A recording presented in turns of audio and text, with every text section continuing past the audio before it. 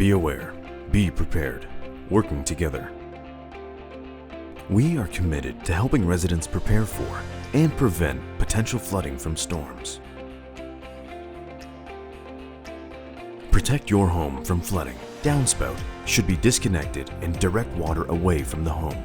Clear debris from catch basin. Sub pump directs water to storm sewers.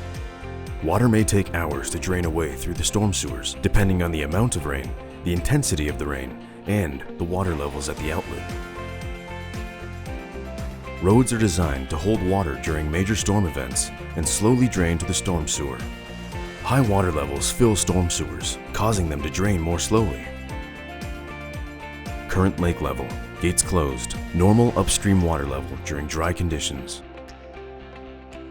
Gates closed, pumps on. Water level raises to above lake levels due to the extreme rainfall amounts. Gates open, pumps on.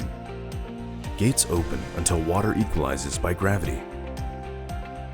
Set up your home to drain stormwater efficiently and effectively to storm sewers. Subsidies are available. Visit lakeshore.ca/subsidies.